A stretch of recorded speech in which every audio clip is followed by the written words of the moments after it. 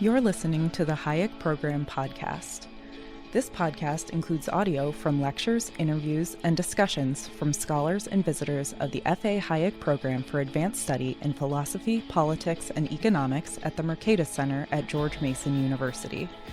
To learn more about the Hayek Program, visit hayek.mercatus.org.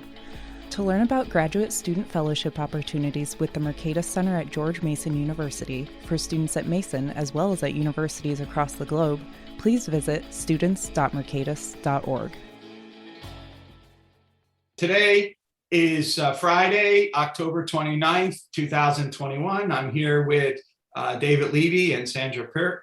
And so I'm very excited to be here with you to discuss your book, Towards Economics of Natural Equals. You guys are superstars in the field of history of economic thought. And so I want to ask you some questions about that field as well, and the way in which the field is evolving now that we have more access to digital resources and everything. So we'll get to that as well. But let me start by asking you a question about the crucial episode in the Virginia School, which is the Ford Foundation discussions, and how that forces Buchanan in many ways to respond by discussing these two different types of economics, or two different approaches to economics. And that's played throughout your book, these two different types of economics. And so there's many different entryways that you could maybe talk about that, but, have at it, which is, how can you explain these fundamental differences between these two approaches to economics, and what are their implications for the way we do economics, the way we think about economists? Yeah, so that's a great question. I'll jump in first, and I'm sure David can answer it better than I can. But the way I like to think of it, and I think we tried to frame it in the book, is Jim's talking about an engineering approach. He talks about the social welfare approach, the approach where economists determine what we're supposed to be doing. All of us in an economy, and that expert then sets up the problem and solves it, and then imposes it on people. The other way, which is the Virginia School way, is a sort of bottom-up way where we have our own private goals, and it's much more messy. We sort of muddle through life as best we can, optimizing, but pursuing our private goals. And what I think is really interesting about the contrast is, in the Virginia School, you're not imposing things on people. The expert isn't the all-knowing person who sorts out what it is people are supposed to be doing, but instead lets people pursue their private goals. I remember when I absorbed Jim's letter to Kermit Gordon, that I lamented that it had not been published widely. Yeah, it was in an annual report, as you know, that got reprinted in an annual report, but that's it as far as I know. But this is really the great statement of the Virginia School. Now, I have a very odd life experience. And so when I came to work at George Mason, I had been working as an applied econometrician, and I had discovered what's known in the trade as exploratory data analysis, right? And that is, as you do your estimation, you try to find out what's in the model. And then when I read that, everything fits together. And that is because the first great statement of what is now called exploratory data analysis is Rutledge Vining. This is Vining.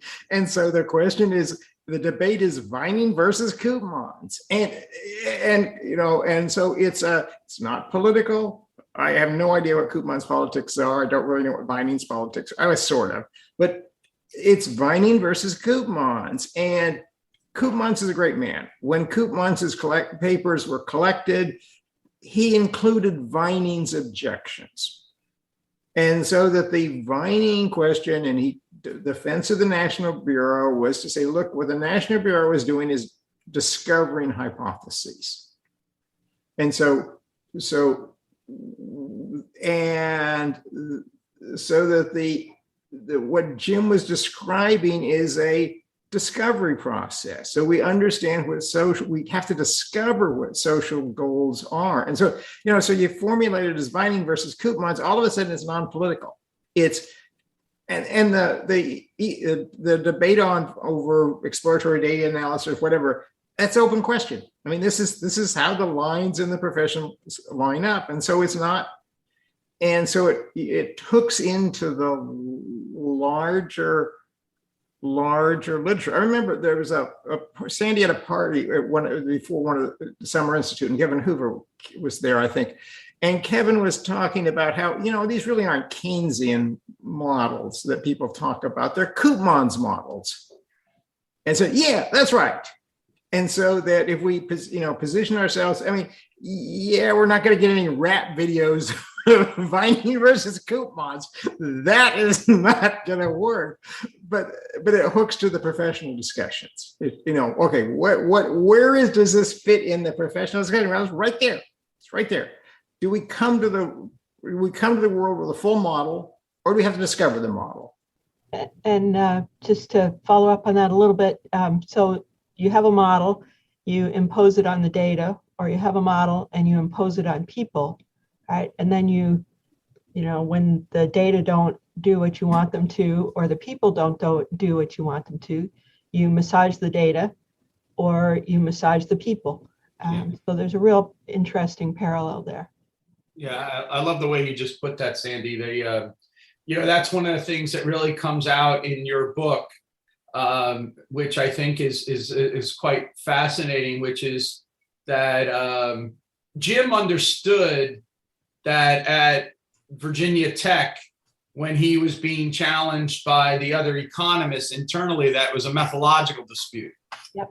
Yeah. I think he was they were a little shocked that in UVA people were misunderstanding a methodological dispute with an ideological dispute, and I guess in today's language or whatever, Buchanan in these letters is basically saying, you aren't seeing me. Right? Like how you are talking about me is not me. Yeah. I don't know what you're missing. And he even goes, we'll come back to this later, I think, but as you guys know, he even has these lines where he's like, I have been very conscious not to have the people that you think I am be part of our group. Yeah. And right. I mean, that's a very telling statement that he makes as a young, he's an established, but he's not a senior established person yet. He's kind of that mid-career, kind of on the ascendancy thing. And he's making that argument, 10 to 15 years out from his PhD, not 30 years out from his PhD. Right. It's kind of fascinating to see how people could swing and miss on the difference between the methodological issues and the analytical issues and the ideological issues. And I think they still do. Yeah. And and so as a result, they don't see the other side, for what it's making. I mean, I have my own biases, no doubt. And so I see the Buchanan side more than I see, the Koopman side or whatever. But this interaction effect of what you're talking about, these two different views. So the social engineering versus the social understanding, democratic politics ruled by experts, democratic politics ruled by discussion. The linkage between those things is very intimate in a serious way. Yeah. Right. Let me follow up on Sandy's point about this massaging of the people, massaging today.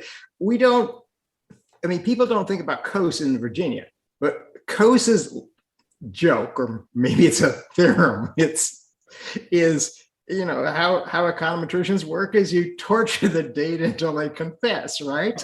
Yep. That's Vining. This is pure Vining. And so, through this putting Coase, no, Koopman's not Chicago, right? No. We know all about this, but and when the poles are vining and coupons, then it's sort of interesting where other folks line up. I mean, it's something weird happened at Virginia. I spent more time than I care to remember trying to find photographs of vining. The best the archivist could do was two basically unusable pictures, little group shots. They're just terrible. UVA doesn't have Vining's papers. His discussion with his son is things were very bad. So it's just one of these, what is going on? And so it's just, again, if you think about Vining's not political. He's in the usual sense, he's a liberal of a sort, I guess.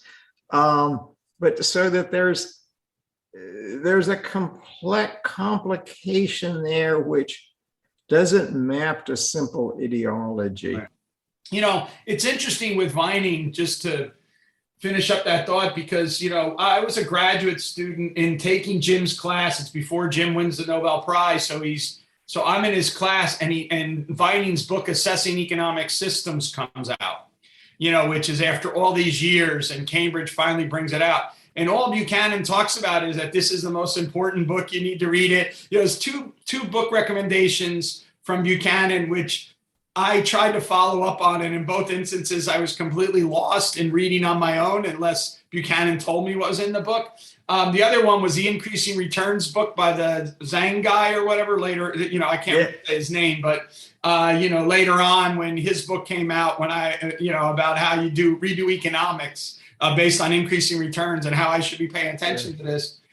But when Vining's book came out, the way Jim summed it up, or at least the way I got it, the Cliff Note version at the time, was that we never pick between particular distributions, but always over rules of the game, which engender a pattern of exchange, production, and distribution. Yeah. And so in a lot of ways, this is, again, him summarizing up the exchange paradigm versus the allocation paradigm. Yeah.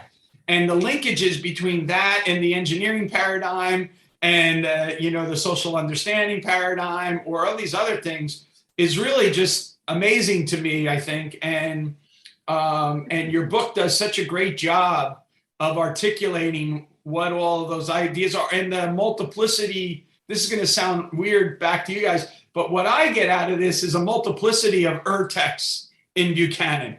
So, the way Wagner writes his book about Buchanan is to focus on 1949. Yeah.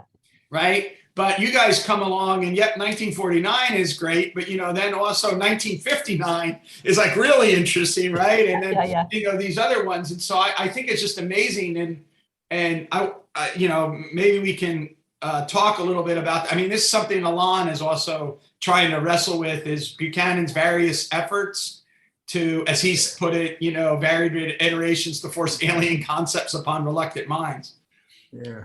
So this gives me my question about the alien nature of it. So my second question is, do you have a good reason, assuming away the rents, right? So let's just assume away the rents for a minute. I understand, but let's assume away the rents for a minute, because it's a little too easy, I think, sometimes to say that they do it, because the rents are good. So do you have a good reason why an economist of the obvious prestige and respect that Knight had achieved? All right, so if there was an economist in the United States after, let's say, John Bates Clark or something, that had the it factor, it would be Frank Knight, right? That's the guy walks down the hall. It's like, wow, there's the it factor. And he's such an early practitioner in many ways of the view that you're attributing to Buchanan. But why was he so easily dethroned from the Mount Olympus by, in one sense, his former student, Samuelson, but, other people. And especially, I think, as you guys identify, that in many ways, Knight is just carrying forward the Smithian tradition. So if we're Martians and we come to the Earth, what does it mean to be an economist? You think of yourself as a Smithian, and then all of a sudden you're not. What's going on there? And just to follow up on that, here's another crazy claim. You know, if you look at Knight's presidential address to the AEA, right, he identifies Keynes as the culprit, right? But he also says that these views are anti-democratic, which I think to the progressives that were in the room, they would have thought, like, what the hell is he talking about, right? You know, they would have been shocked by it. But at some level, if you read your book closely, that's what it's all about at some level. So what's going on there methodologically and with our notions of democracy in the 20th century that somehow they could get so flipped? Yeah. Go ahead, David. Well, I think the fundamental issue from a Smithian point of view, and I think you're exactly right identifying Smith, is that in Smith, you know, philosophers and people are the same. Yes. We in the sort of the fortune cookie bumper sticker version is we are who we study. Yeah. And that raises now Knight handles that by saying, okay, philosophers got to be truth seekers, and that carries over to Jim, and that's not, I know, that's not the best way of doing it. You know, she and I have done a lot of work on Gordon, and who doesn't believe that for a nanosecond, but so that if we become mathematicians, well, it's clear that, you know, mathematicians are not actually the real numbers or non-standard numbers or anything like that. No, we're people. Those are numbers. And, you know, at every place you see Knightians, you see these, we are who we study. I mean, Stigler has a real funny jokes about that. He said, imagine a chemist was the same as a molecule, right? And so the molecules come up and say, hey, we want to merge with these guys. No, don't prove these theorems. We're going to prove that theorem. And so that if the Smithian commitment is we are who we study. And that means we've got another complication, and it's a nasty one. It's really, really hard to deal with that. And I think she and I think that, you know, Knight failed with the clamping on a truth-seeking requirement, but although not normatively didn't fail, but it's so I think that if you go the non-Smithian route, the dimensions of the problems you struggle with shrink. Yeah, they become tractable, and you know, and that's you know, there's something to be said for that. You know, being able to solve a problem is good, and so Satisfying. Yeah. So. Yeah, I think that. But I think, but you gotta, you know, you gotta face that. You gotta. I think you gotta face that problem straightforward. You can't duck it. You gotta deal with the fact that how do we handle the fact that we're an unusual discipline, that we are who we study. Now, you know, you can make jokes about it. You can say, well, what if data could talk, right? Okay, with that, that's a hysterical paper. I mean, that's just wonderful paper. And so, but the real thing is the question about, which Gordon raised a long time ago, the incentives of scholars to, and one of the things we did not so long ago was the Stigler's early work on the diet problem. And one of the things that's just absolutely remarkable is that when Danzig was looking around for something to try out a simplex on, there's previous work on diet problems. The data disappeared. Whoosh! So this is mid 1940s. Can't replicate this stuff. But Stigler sent him his data.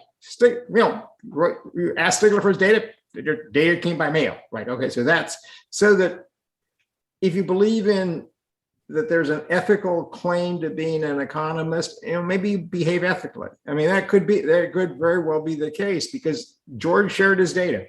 Always shared his data. Milton shared his data, always shared his data.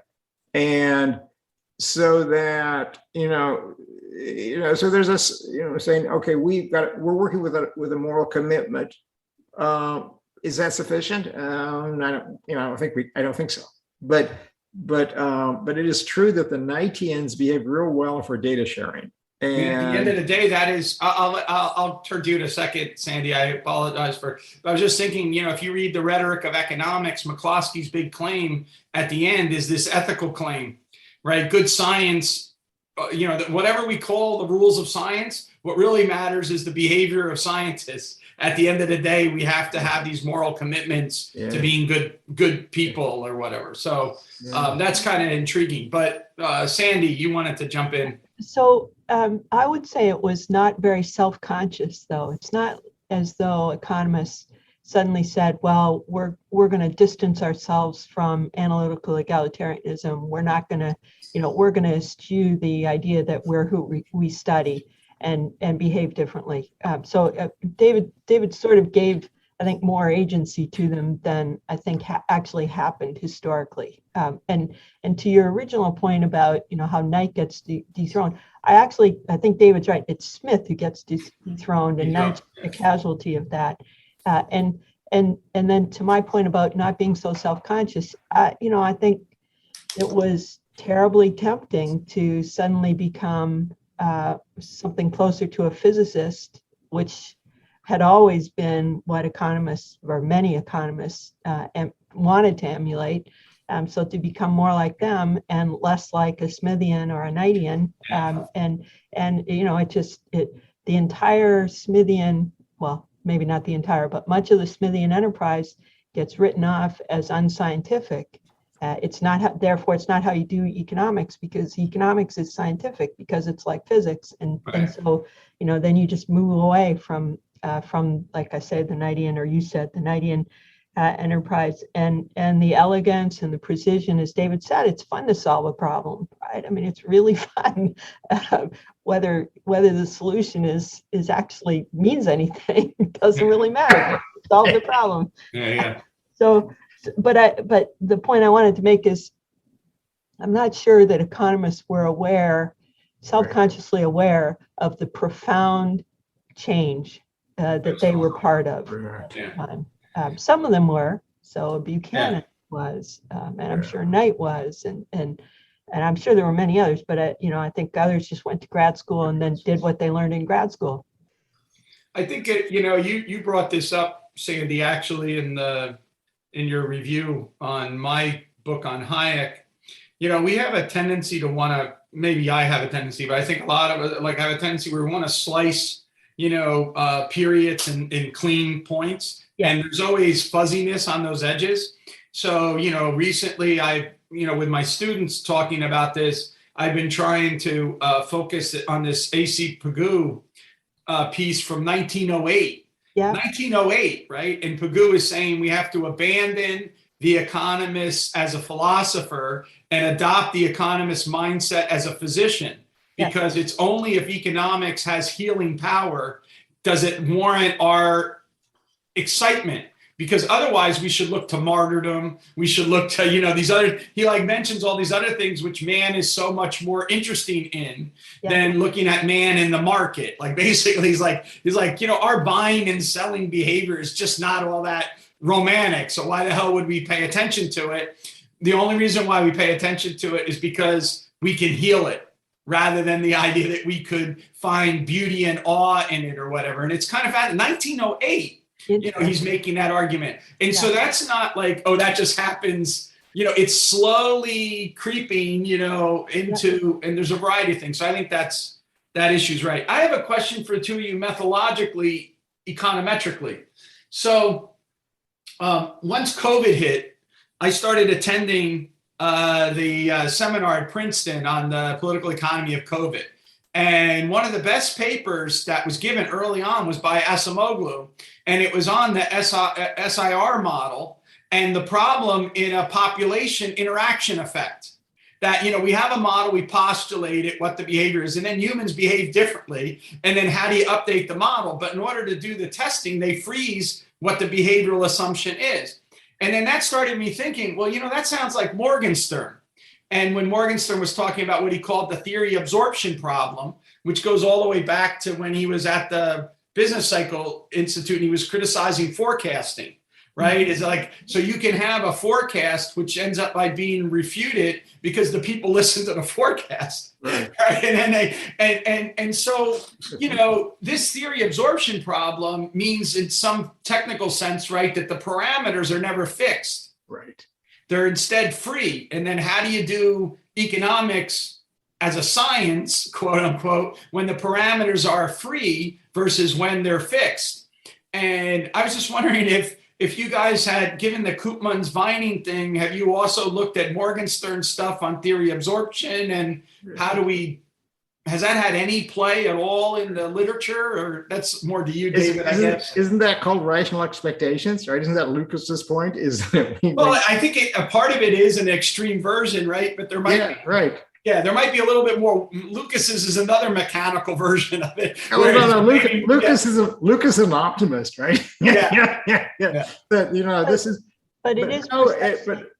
But there's one of the things which would be fun to do, which is to say somebody else, is put together all of these sorts of things. I mean, because until you mentioned it, I'd absolutely forgotten Morgenstern's great accuracy book, which when I was working for Terlesky, he was in the crowd which got the National Bureau crowd, which got really upset with Morgenstern.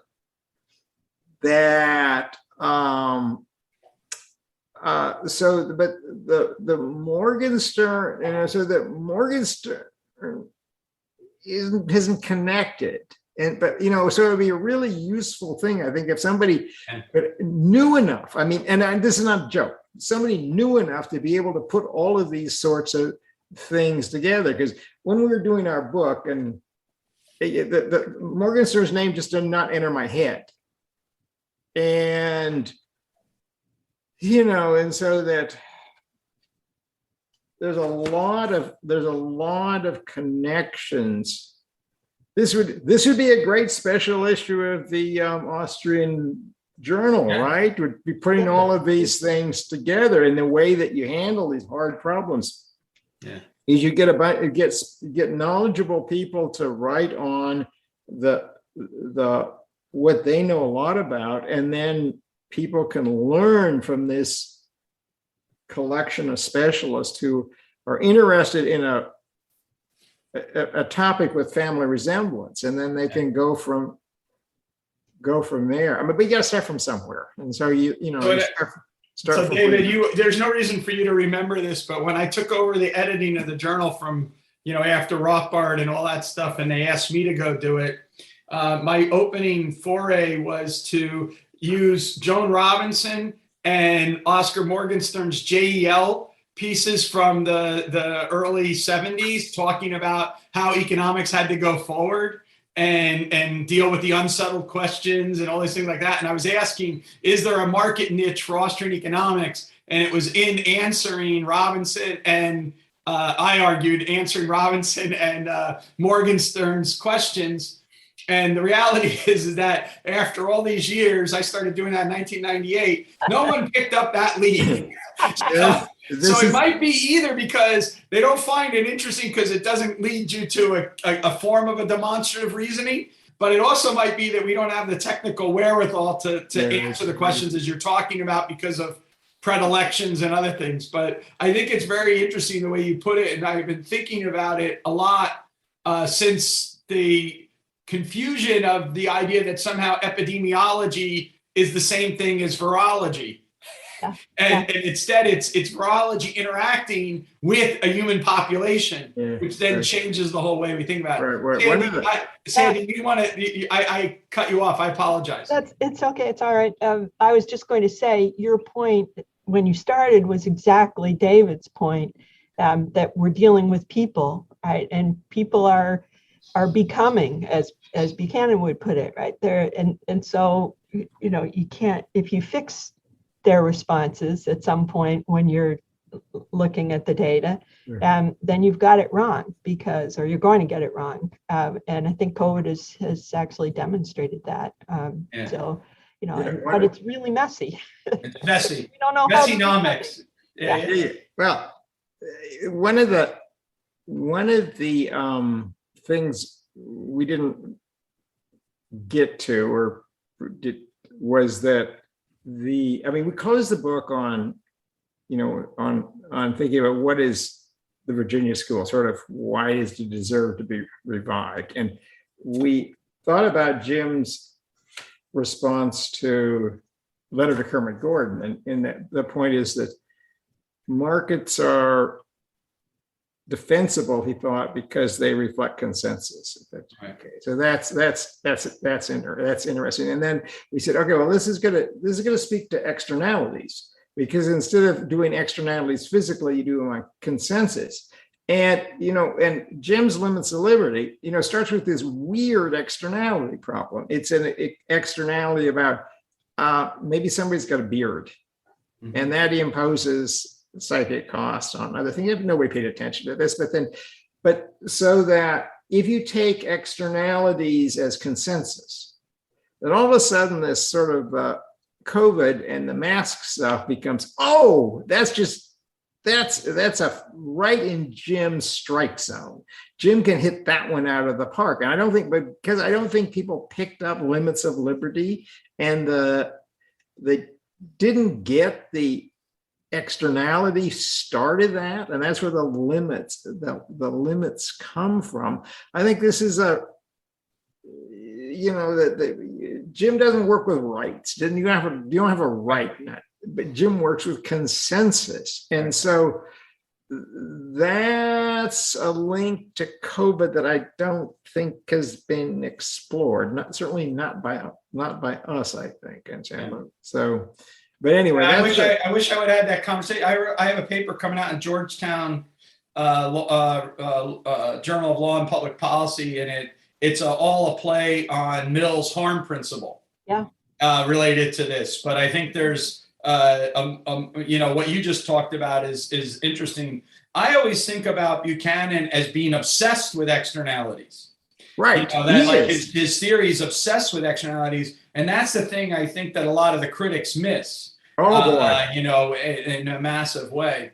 The other thing I was going to mention to you, which I think is relates to the earlier question, was Jim was quite comfortable, as was Knight, I think, in recognizing fundamental ambiguity. Mm-hmm. Like tonight, a lot of these fundamental questions, the justification of profit or any of these deep questions are ones of puzzles that are eternal and never ending. That's why, I kid around all the time. I say, Frank Knight, when I read him, I'm left with three impressions, right? This is the smartest man that ever did economics. This is the most arrogant man that ever did economics. This is the most confused man that ever did economics. And all three of them sort of fit in a kind of a weird way, right? Yeah. The reality is that Knight, the one thing you can never accuse Knight of not being is someone who thought seriously about difficult problems. Mm-hmm. And what he did was he made very simple things become difficult. Like, for example, equilibrium. Or, choice under uncertainty, or, these other kinds of, issues, or the nature of democracy and nationalism. And, right. So it ranged quite broadly. And Jim did the same thing. I'm sitting in his class in 1984, and he's trying to explain in front of the class how there's a different concept of equilibrium than we've done. And now he and Coase, one time we're walking along the lawn at UVA, and they're trying to talk about equilibrium concept that's like a series of rubber bands that is like continually snapping but still stays in whatever. I'm 20, 3 years old or whatever at the time, and I'm like, what the hell is he talking about? I know what equilibrium is. That's the intersection of supply and demand, is system of simultaneous equations, and he's talking about something else. But that comes out later in his paper with Vanberg on the market as a creative process. And, it's in what should economists do? Yeah. Again, going back to, think about his argument. Again, I'm talking to experts here, but it just dawns on me, this whole Vining Koopmans thing and this discovery aspect. Think about the way Jim thinks about utility functions. Yeah. Right? Utility functions can't be treated as fixed and given. Right. They have to be, in fact, what? They emerge out of our behavior, which is, That's just Vining. That really is just Vining, isn't it? Yeah. I mean, that was one of the. Now, I wish I would have thought of that, because Vandenberg. I actually got out of the house. I went to the public choice meetings in Georgia, and I thought, oh. And one of the really interesting criticisms from Vandenberg was, we didn't deal with Jim's subjective stuff. And I mean, darn, I wish I would have thought that, hey, that's just Vining. We dealt with it. You just don't see that we dealt with it. Well, I didn't see that we dealt with it either. So there's but that's got to be right. And that Jim's subjective to discover utility, hell, it's just Vining. It's just Vining mod 2. Yeah. And that, I mean, Elaine's review of the book was, I mean, he stressed that how important it is that we picked up Vining. Yeah. That Vining, and there's been this tendency to overlook Vining. Now, you don't have that tendency because you were, a student, but from outside, from outside, I think that people don't get Vining nearly as well as people from inside. Well, he's dense, right? He's a dense writer, and so it's not easy to pick up on. And I mean, you're the one who alerted me to the UNESCO pamphlet. And, then you realize, I mean, I'm going to come back to this to say, but then you realize, like, for example, that UNESCO pamphlet is something that also Rothbard, like, highlighted on and said, like, this is the way we have to go forward in economics. And anyway, there's a connection there that you might have missed. And that Rothbard was very close to Arthur Burns. Yeah. And in a funny way, that Rothbard couldn't get his doctorate until Burns left, right? Because not because of ideology or anything like that, but because Burns thought Rothbard could do a better job, and so he kept his feet in the fire. Yeah. And then Burns went off to do the council, and then Rothbard but so that it's Vining is the great defender of the National Bureau, and so that anybody who's that close to Burns is going to be really close to Vining, and so there's a.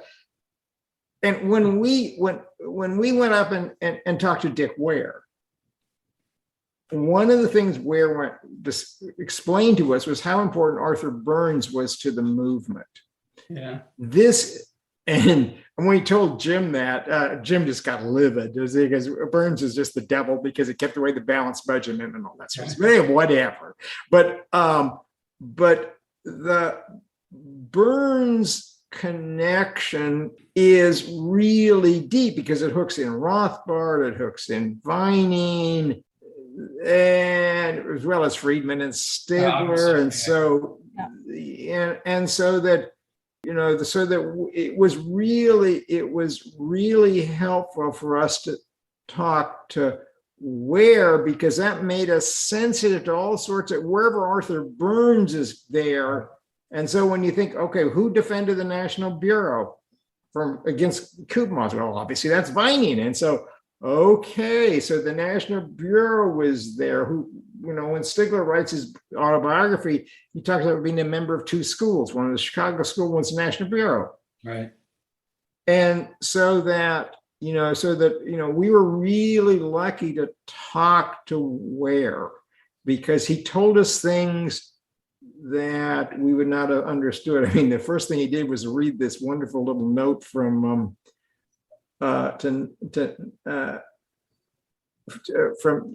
Rostow to Nutter, and you just wanted. And my teachers at Berkeley just hated Rostow, and so that I never looked at his book. And you look at the book and say, "Oh, this is Warren Nutter. Oh, how about that?" And say, "Wait a second. Rostow's an advisor to President Kennedy, and Nutter's not. Right. How's that work? Well, they're not. It's not political." Right. And I think that's one of the real things that's it comes out very important in your book, and I hope that it doesn't. I hope it really gets highlighted, which is this issue about that given these two views, that once you have these two views, there's methodological, analytical commitments, and then in a very the far away version, these ideological commitments, but anyone only sees them as these ideological commitments. Like one of the things that I thought was really important in your book was laying out what they meant by a free society, a society that emerges from discussion. So then all of a sudden you realize that when Buchanan is talking about these issues about a society that exhibits neither discrimination nor domination, what he's invoking is this older Republican notion of democracy by discussion, not by debate, not rule by experts, but rule from, the people, that people are people, and all those things follow. But there's a way you do economics that follows from that is different from the way you do economics if you don't have that view.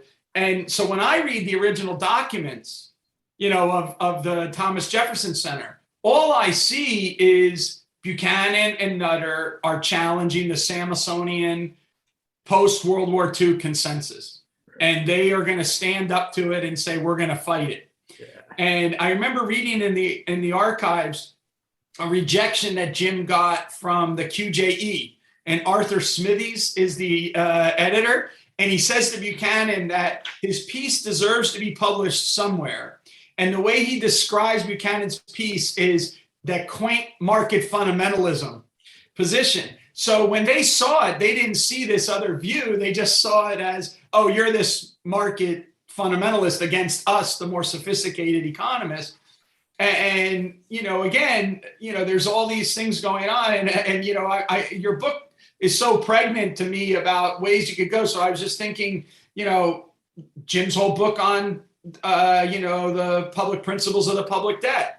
Because the reason is that he's attacking the issue of, he's defending the vulgar view of the man on the street against these new economists that are viewing it in a different way. And it's because the man on the street understands the exchange aspects of all of this. And, whereas the economist is understanding the expert, use the steering wheel, kind of idea, right? And so it relates here. I guess that the documents that you provide about Buchanan and Nutter that they were up to was an effort of a scientific revolution in the wake of the Smithsonian sort of ascendancy or hegemony in the 1940s, 50s, and onward.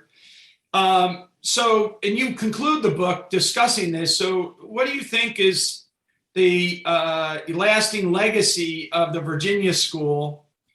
And is there hope for a resurrection of the Virginia School given the rents? Let me explain what I mean by that. So, we're in a kind of a bunch of people now are beating their chest over economics for a variety of reasons. It's racism, it's sexism, it's elitism.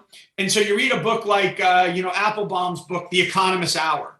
And, he says, time's up. The Economist's Hour is time's up. But then you dig a little deeper, and what does he think is the economist that's been running the economics profession for the last 30 years? Well, it's Milton Friedman, right? It's like, that's who's running economics, right? And for those of us at George Mason, who share some of those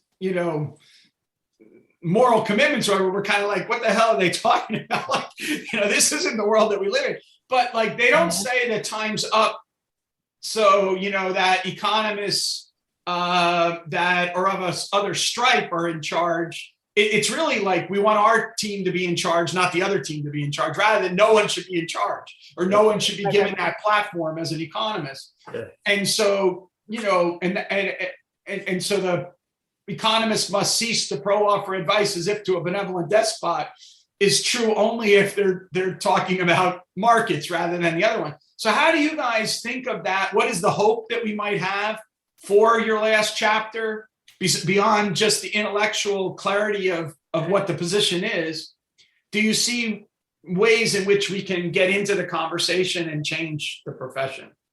Yeah, so that's a great question. And I know you're an optimist, so I'm going to start with the optimistic view, but then come to what might be more realistic. But, I love your optimism. And I think what we tried to lay out, and what I think you perhaps agree with, is that there's, the Virginia School offers a different way of doing economics, and really one that does go back to Smith, has a long history of some very interesting minds who delved into these problems. So an alternative way of doing economics, one that's not all that widespread, not appealing to experts, perhaps, or less appealing to experts, but just a series of fascinating research questions. The difficulty is gaining traction within the profession. So most of the people we've talked about today are out of favor and have been out of favor for a long time for various reasons, not just ideological, but methodological and so on. And so, reviving those ways of doing economics when the profession has left them behind, has so largely left them behind, putting aside some areas like George Mason, where there is still real interest in this way of doing economics. Buchanan was, one of the things we stress is he was something of an institution builder, something up. He was an institution builder.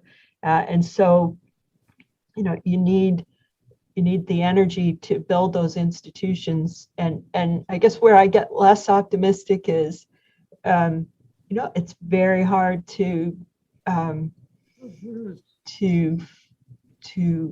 change the profession if the top 15 schools control the appointments and, at other good schools and so on. So it's just, Mason can make inroads, but that's one institution within, the academy. And it's, as I say, it's hard to really get a lot of traction. But if there's a way to tell our story so that those who are opposing economics as it's done now can come to understand that we're not about, rapacious self-interest and, to a large extent, only limited government, Right. Then, perhaps some of those who are opposing us, at least on the edges, will come to understand that, that not all economics is the economics they're criticizing. Yeah.